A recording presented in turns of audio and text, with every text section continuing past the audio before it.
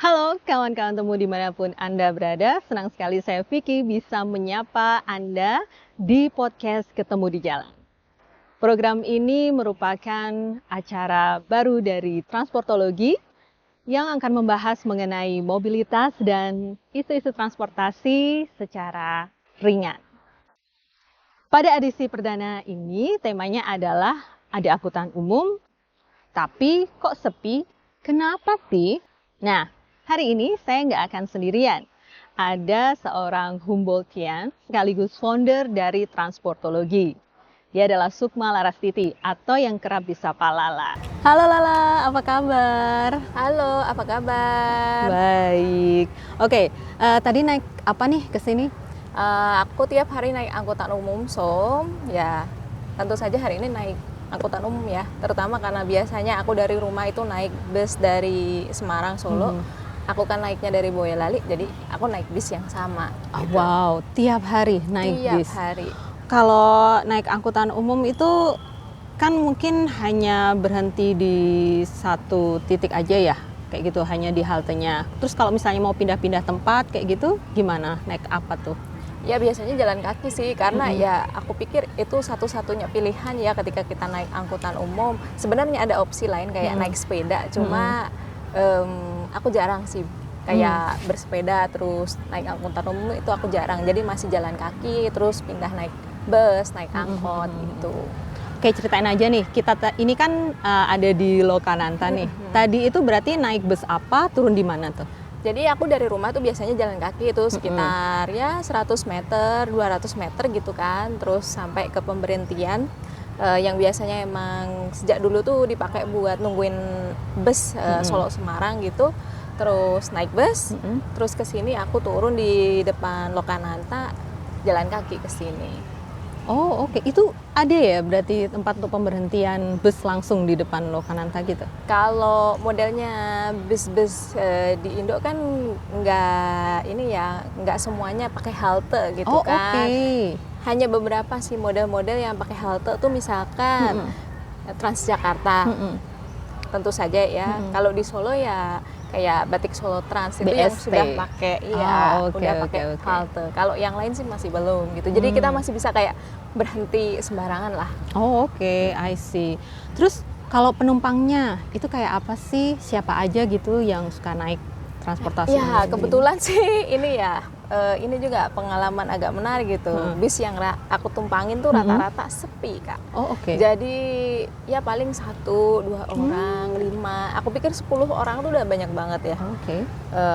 Kecuali ya emang kalau di jam-jam sibuk itu biasanya sekitar jam 6:30 atau jam pulang kantor itu biasanya bisa full. Tapi rata-rata sih enggak gitu. Dan mereka tuh kalau pas jam sibuk otomatis ya kayak pekerja, anak sekolah. Kalau pas nggak sibuk ya biasanya kayak lansia, perempuan. Itu sih yang paling banyak naik. Oke. Nah, kalau misalnya kayak lansia seperti itu, mereka gimana? Mengalami kesulitan nggak ya kalau misalnya naik angkutan umum kayak gitu? Pasti iya ya, apalagi yang lansia dari kondisi fisiknya tuh udah nggak bagus gitu ya. Kesulitan untuk naik tangga. Oh, oke. Itu sih. Terus kan kalau udah naik tangga tuh kita kan harus ke tempat duduk ya. Itu kan biasanya bus udah posisi bergerak tuh ya. Biasanya mereka agak goyang gitu sih. Kalau di BST itu emang agak terasa sekali ya, karena model-model bis BST kan posisi dari naik sampai tempat duduk itu biasanya agak jauh, dan biasanya tuh sama penumpang lain tuh bagian depan udah dipenuhin dulu, jadi lansia itu harus jalan kaki ke belakang, itu agak jauh ya. Itu Agak tantangan kasihan buat juga. lansia. Oke, belum lagi kalau misalnya untuk teman-teman yang mungkin berkebutuhan ya kayak gitu, itu gimana tuh? Kalau untuk teman-teman yang berkebutuhan itu yang paling sering aku lihat itu yang bawa krek, jadi kayak kakinya baru habis jatuh. Itu emang ada tantangan pas naik ya. Kalau enggak itu yang aku agak cukup terkejut itu yang tunanetra ya, itu benar-benar kesulitan. Waktu itu aku naik BST, terus dia itu benar-benar ngeraba-ngeraba dan hampir duduk di aisle, jadi di posisi tengah jalan tengahnya itu karena dia kesulitan cari tempat duduk. Nah pas turun tuh dari bus karena posisi tangganya posisi dia berdiri sampai turun ke bawah itu tangganya curam, dia harus dibantu sama orang lain buat turun. Itu sih pengalaman. Sedih ya Gaan ya. Sedih. Ya. Oke, tadi kan Lala bilang kalau sepi ya angkutan umum ya. So kenapa nih ada fenomena kayak gini? Terus sebenarnya ini tuh cuma di Solo atau di tempat lain kayak gitu juga sih? Fenomena kayak gini itu ada, aku pikir karena di Indonesia kendaraan bermotor udah banyak banget ya. Itu sejak aku pikir pertengahan 2005, 2006 itu kan melonjak sekali. Jadi emang angkutan umum itu kan berkompetisi dengan penggunaan kendaraan bermotor pribadi, dan sementara orang-orang kan ngerasa aku udah cukup naik motor aja dari depan pintu rumah, aku bisa sampai ke tujuan gitu. Sementara kan kalau naik angkutan umum kan kita harus jalan kaki gitu kan, dan nggak ada trotoarnya. Kalau hujan becek, basah gitu kan. Dan aku pikir kondisi ini nggak terjadi di Solo aja ya, tapi juga di beberapa daerah lain. Misalkan aku sering tuh pergi ke Semarang, ke Purworejo gitu ya. Mungkin di Semarang sendiri karena udah ada Trans Semarang, Trans Jateng di sana, situasi sekarang tuh udah agak mendingan ya, sedikit mendingan karena ada kebutuhan warga, walaupun mungkin belum seramai itu gitu. Jujur ya lah, kalau aku sendiri sih termasuk yang jarang naik angkutan umum, apalagi bis ya kayak gitu. Soalnya kan kalau ke kantor juga nggak ada moda transportasi umum, jadi terpaksa harus pakai layanan ojek online kayak gitu. Itu yang pasti bisa kemanapun gitu. So gimana sih harusnya mungkin buat teman-teman yang masih pemula atau nggak ngerti keadaan atau kondisi angkutan umum itu gimana? Oke, kalau kondisinya ya aku pikir untuk kota-kota yang udah punya bus trans ya, kayak di Solo tuh udah ada BST tadi, itu aku pikir sudah relatif oke ya. Jadi misalkan aku mau bepergian nih ke tengah kota dari rumahku gitu, aku bisa turun di Kerten, terus aku pindah naik BST. Biasanya aku naik koridor 1, nanti aku turun di Pasar Gede, di Balai Kota, terus aku bisa tuh jalan-jalan di sekitar situ, kulineran lah ya, terus belanja, karena memang ada beberapa barang yang aku suka belanja di Pasar Gede gitu. Itu emang sudah enak, bisnya baru, aku pikir juga tarifnya nggak begitu mahal, sekarang kan sekitar 3.700. Kalau nanti pindah koridor misalkan ya kita tapping lagi selama aku pikir 90 menit itu masih gratis, jadi nggak perlu bayar lagi gitu kan.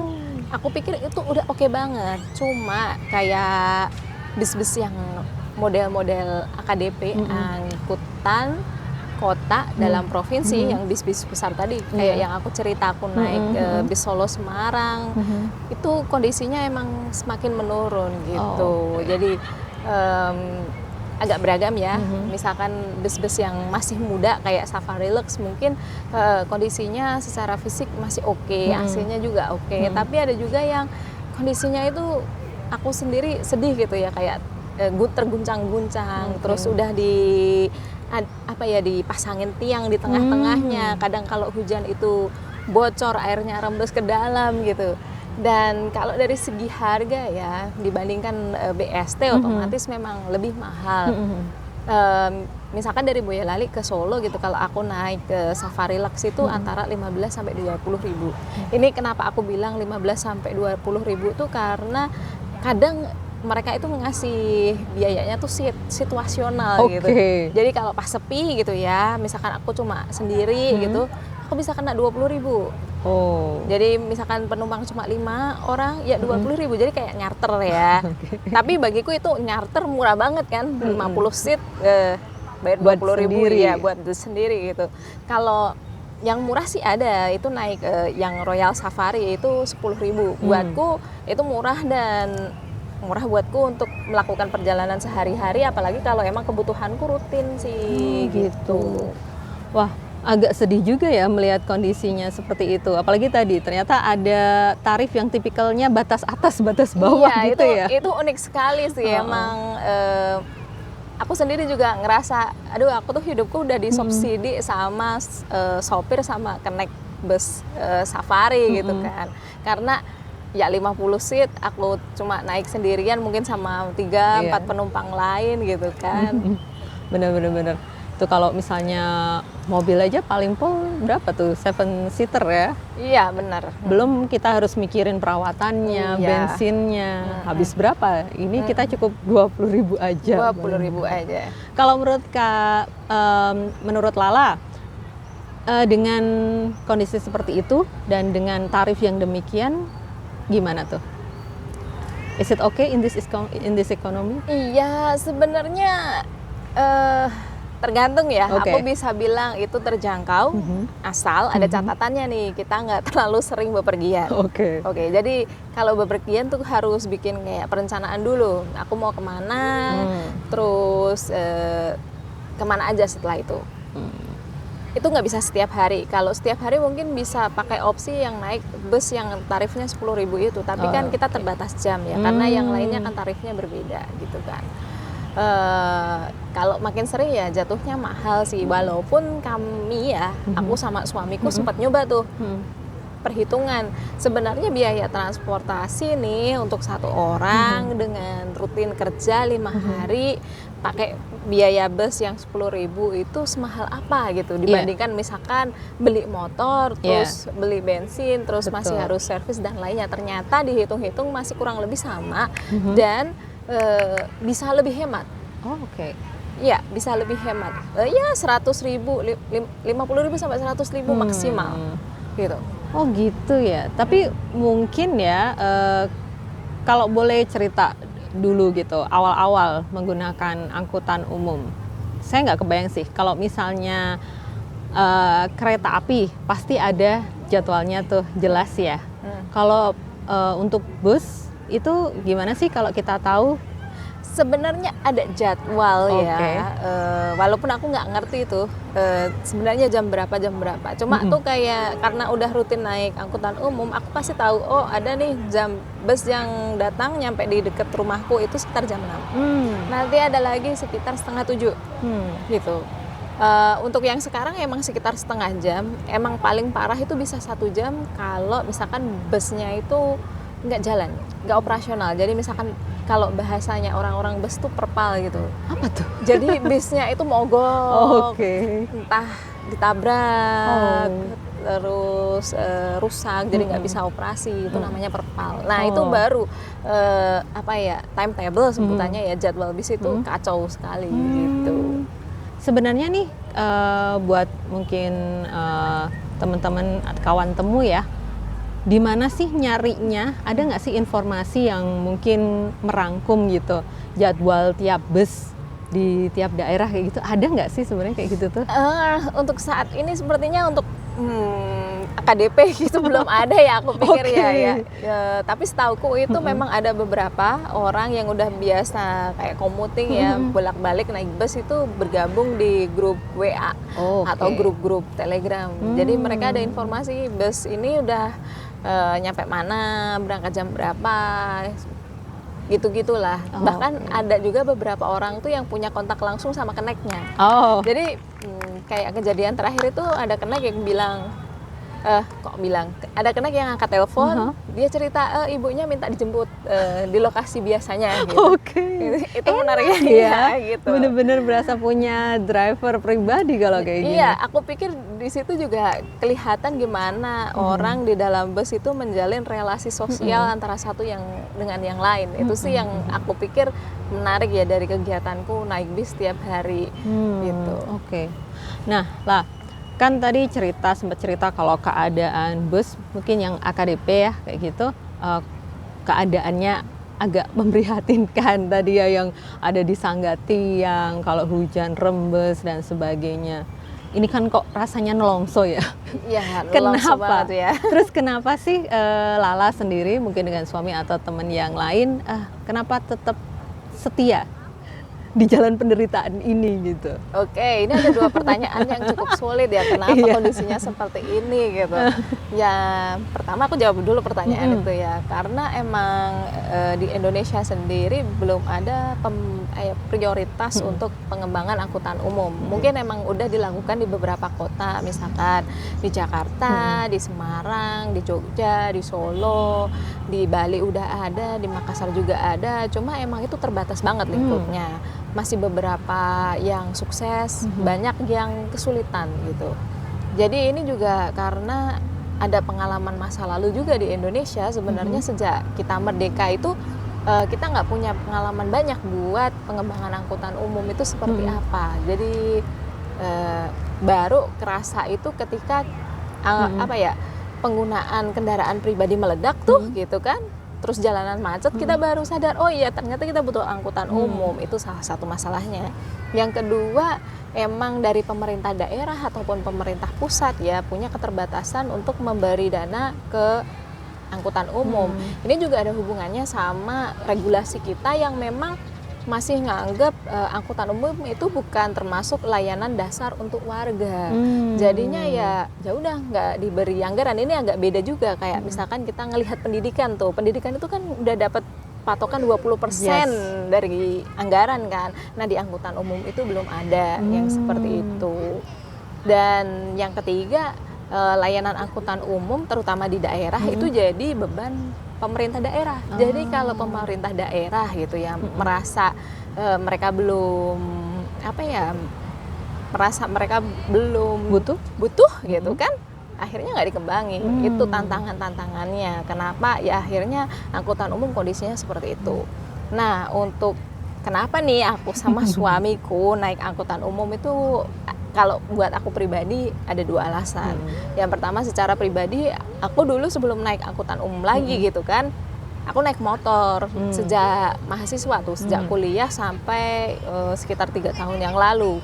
Nah, makin ke belakang itu aku makin sering ngalami yang namanya microslip tuh, yang cuma naik motor terus terpejam beberapa detik. Nah, itu kan berbahaya ya. Betul. Karena aku bisa menabrak orang lain, mungkin aku bisa terjatuh, dan akhirnya nggak cuma membahayakan diriku sendiri tapi juga orang lain. Terus ketika udah nyampe rumah tuh kan aku paling tidur gitu kan. Akhirnya aku nggak banyak gerak, aku ngerasa jadi gampang sakit, nggak sehat.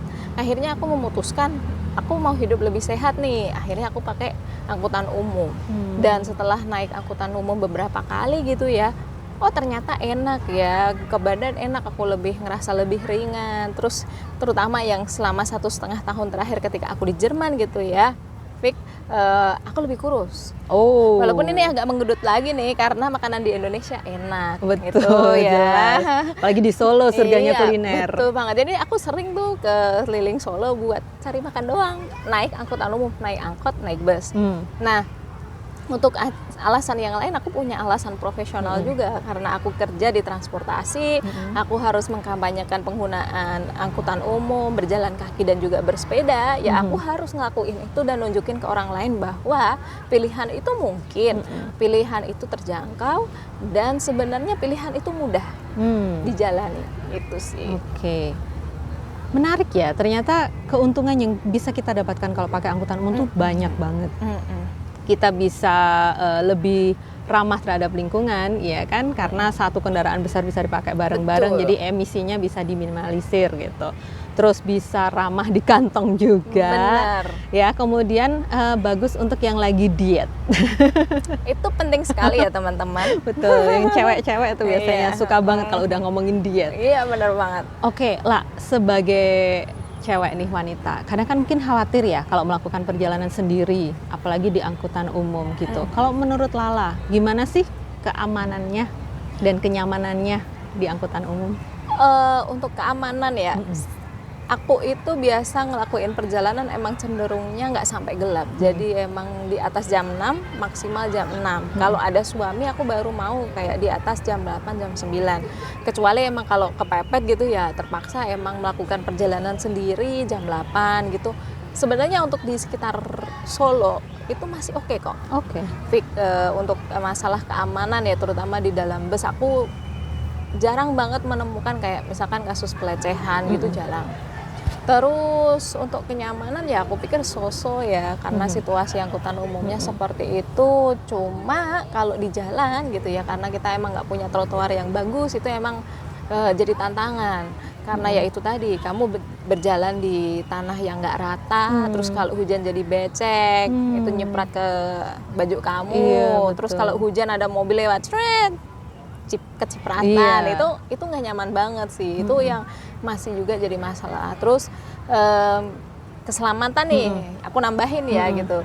Aku beberapa kali hampir ketabrak waktu nyebrang jalan nih, dan itu kejadian justru ketika aku di zebra cross yang jelas-jelas itu harusnya buat orang nyebrang kan. Iya. Terus aku juga beberapa kali keserempet, ya walaupun cuma disenggol gitu kan, karena kebetulan mobilnya jalannya pelan gitu. Ya untungnya sih seperti itu. Terus juga masalah trotoar yang jelek nih, aku beberapa kali keprosok lubang karena aku jalan nggak lihat. Atau pas gelap tuh, yang paling parah aku ngalamin di Semarang, lubangnya gede, dalam, sakit.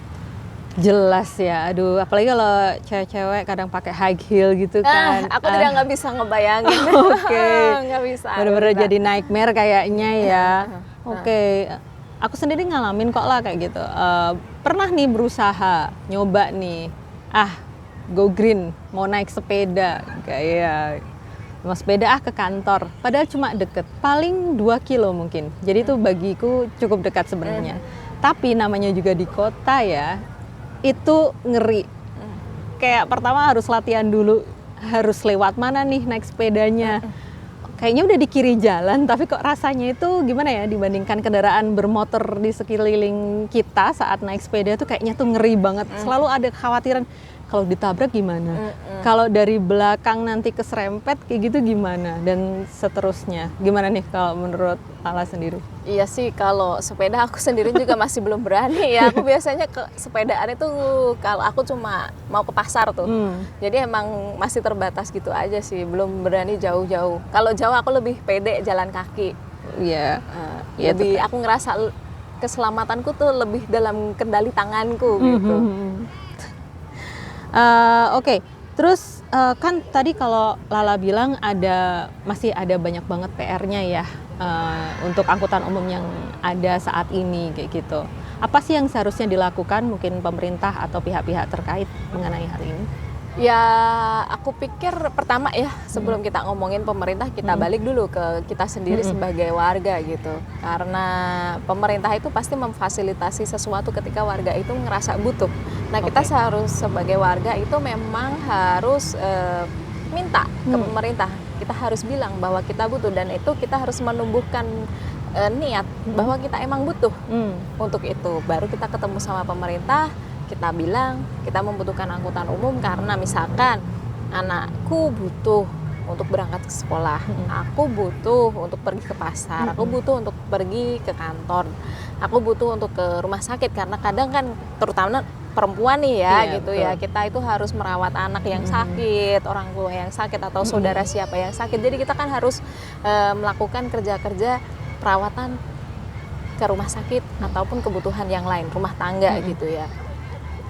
Dari sisi pemerintah kembali lagi gitu ya harus menyediakan yang namanya perencanaan angkutan umum, membiayai gitu, dan menyiapkan orang-orang yang memang nanti akan bekerja untuk mengoperasionalkan angkutan umum ini tadi. Itu emang PR yang banyak ya, tapi aku sendiri ngerasa kita harus mulai nih, seenggaknya kita punya niat yang baik dulu untuk memiliki angkutan umum di kota kita gitu. Jadi kita sebagai user pengguna itu harus memunculkan kebutuhan ya. Iya, betul. Dan pemerintah yang bertanggung jawab untuk menyediakan itu juga harus mendukung gitu, dengan memberikan transportasi publik yang memadai, kurang lebih begitu ya. Iya, termasuk fasilitas pendukungnya ya, seperti tadi trotoar ya, jangan ada yang berlubang lagi lah, kasihan orang yang mau jalan kaki. Terus ya kalau di Indonesia itu kan karena di negara tropis, orang itu sering ngeluh panas gitu. Betul banget. Nah itu tantangannya, entah kita harus nanam pohon atau mungkin bikin jalan yang pakai berkanopi gitu kan, ada tutupnya, itu akan lebih nyaman ya buat orang berjalan kaki. Iya, apalagi kalau shelter gitu ya seharusnya untuk naik ke kendaraannya, ke busnya itu harusnya enak, nyaman, tidak kesulitan ya.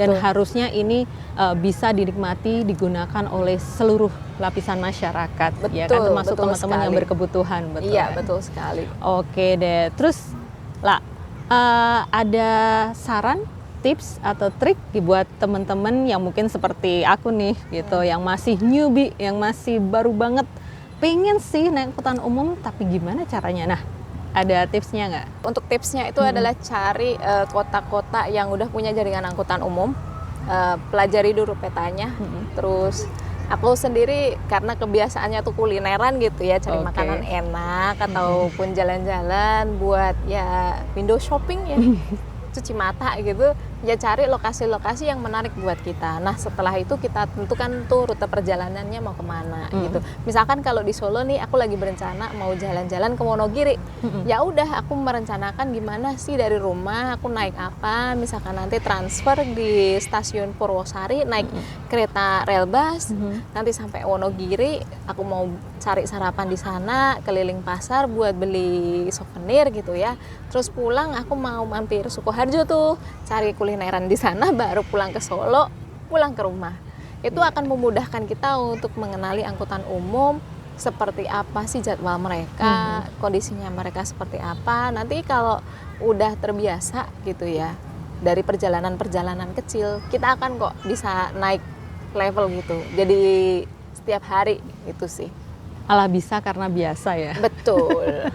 Oke, aduh menarik banget nih obrolan kita kali ini. Istilahnya kalau zaman sekarang tuh daging banget gitu ya. Waduh. Ini rasanya kalau misalnya pengen diterusin kayaknya kurang ya durasinya. Mungkin butuh sejam atau seharian gitu kita ngobrolin soal angkutan umum. Makasih ya lah udah bergabung sama podcast kita hari ini, Ketemu di Jalan. Terima kasih kembali. Oke, lain kali mungkin kita bisa ngobrol lagi. Mungkin di lain kesempatan di isu-isu yang lain gitu. Betul. Ya. Oke, thank you Lala. Sama-sama. Sehat selalu ya. Terima kasih, sehat-sehat juga. Nah, kawan-kawan temu, membahas mengenai angkutan umum pasti nggak ada habisnya ya. Cerita Lala tadi hanyalah sekelumit dari wajah angkutan umum yang ada di Indonesia. Transportologi memandang angkutan umum penting sebagai layanan dasar. Nah, bagaimana cerita angkutan umum di kotamu? Tuliskan di komentar ya. Jangan lupa like dan subscribe. Yuk naik angkutan umum. Ikuti episode selanjutnya di podcast Ketemu di Jalan. Ciao, ciao.